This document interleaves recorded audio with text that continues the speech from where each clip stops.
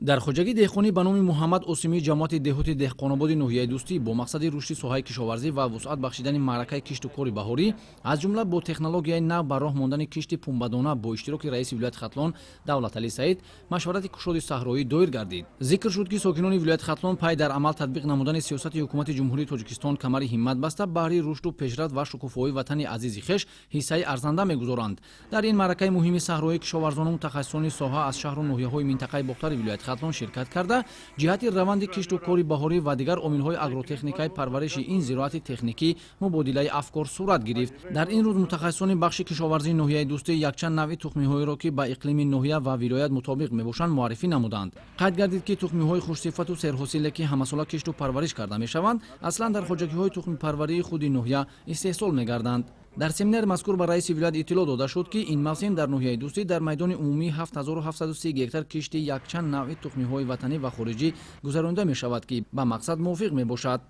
заҳматкашони ноҳияи дӯстӣ агротехникаи истеҳсоли пахтаро хуб ба роҳ монда онҳо сари вақт обмонӣ ғизодиҳӣ инчунин коркарди байни қаторҳоро ба анҷом мерасонанд ки соли гузашта заҳматкашони ноҳияи дӯстӣ ба ҷои 18 000 тонна пахта истеҳсол кардан 21 000 тонна пахта истеҳсол кардем ки мо уҳдадор мешавем ки соли 2024 боз ин пешрафтиро аз даст надода бо мусоид омадани боду ҳаво тамоми агротехникаи коркарди пахтаро ба ҷо биёрем. албатта дар ноҳияи дӯстӣ бо дастгирии ширкати ҷунтаи Хатлон инчунин тухмҳои истеҳсол кардаи онҳоро мо дар хоҷагиҳои деҳқонӣ тавсия дода истодаем ки онҳо киш гузаронанд. ин тухмиҳо албатта тухми R1 флора мебошад ки ҳам ба минтақа мутобиқ аст. ҳолати сабзиши ин тухми тез мебошанд. онҳо он метавонанд дар байни як ҳафта аллакай аз замин барояд инчунин нашунамо тезтар бигирад дар ҳолати об буданд.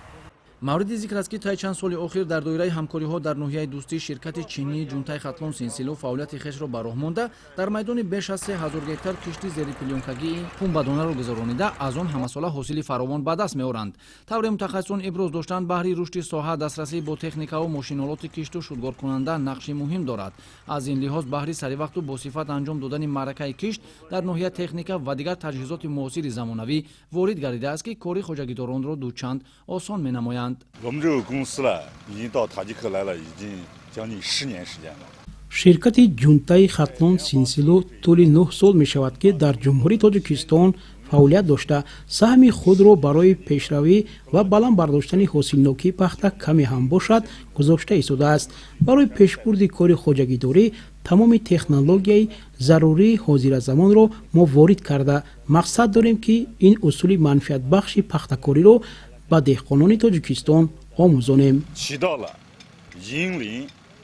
раиси вилояти Хатлон Давлаталӣ Саид зимни боздид аз раванди кишти пунбадона бо усули полиэтилении зери пилёнка андешаронӣ карда ба кишоварзону хоҷагидорони шаҳру ноҳияҳои минтақаи бохтари вилояти Хатлон таъкид доштаанд ки ҷиҳати босифат ва саривақт анҷом додани кишти ин зироати техникӣ чораҳои муассир андешанд. аксари кишоварзон аз кишти зери ҳаририи полиэтилении пунбадона дар ҷамоати шаҳраки бисолагии истиқлоли ноҳия ҳосили фаровон рӯёнида ҳамасола аз аввалинҳо шуда дурнамои истеҳсолии пахтаро таъмин менамоянд. ҳамчунин ин усули манфиатбахши кишти пунбадонаро хоҷагидорону кооперативҳои истеҳсолии ноҳия низ пеш гирифта имсол мақсад доранд ки дар майдони 200 гектар кишти зери ҳаририи полиэтилении пунбадонаро ба роҳ мондаанд ки аллакай аз ин масоҳат 120 гектар киш гардидааст. сабзиши ниҳолони пахта ки дар марҳилаи аввал киш шуда буд дар аксари майдонҳо хуб ба чашм мерасад. дар боқимонда заминҳо бошад раванди кишт бо маром ҷараён дорад. қобили зикр аст ки гузарондани чунин машваратҳои кушоди саҳроӣ дар беҳбуд бахшидани кори хоҷагидорӣ ва ноил шудан ба натиҷаҳои баланди меҳнатӣ мусоидат хоҳад кард. абубакри шокарим, эмомалӣ шариф, намузали Эргаш барои барномаи иттилоъотии ахбор аз ноҳияи дӯстӣ.